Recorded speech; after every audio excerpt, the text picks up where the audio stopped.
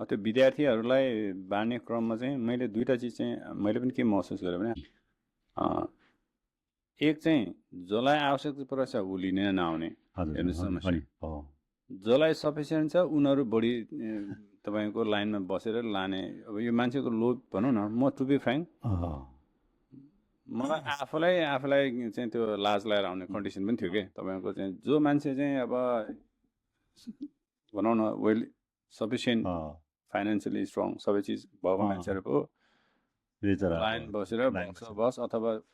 फेरि आसे पासे आफन्त हाम्रो चाहिँ फेरि बानी के हुन्छ नि आफ्नो मान्छे भनेपछि चाहे पनि नचाहे लगेर थुपार्ने बानी पनि छ एउटा चाहिँ आफूलाई राम्रो प्रस्तुत गर्ने मलाई त्यो एउटा चिज पनि खड्केको हो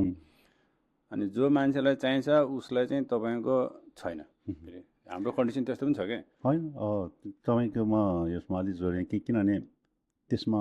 राम्रो पक्ष नराम्रो पक्ष अब त्यसमा हामीले गरिरहेको काममा धन्यवाद दिने पनि त्यतिकै हुन्छ हामीले गरिरहेको काममा चाहिँ अवरोध गर्ने एउटा समूह त भइरहेको हुन्छ त्यसलाई चाहिँ हामीले चाहिँ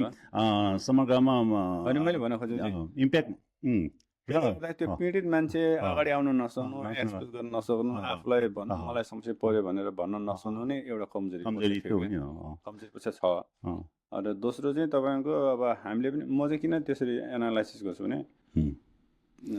त्यो हुनेलाई दिनु भनेको मिसयुज भन्छ नि एब्युज अफ एनिथिङ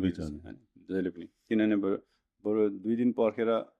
कोही मान्छे इमर्जेन्सी आयो भने त्यसलाई दिन सकिने कन्डिसन पनि भन्थ्यो त्यस्तो चाहिँ थिएन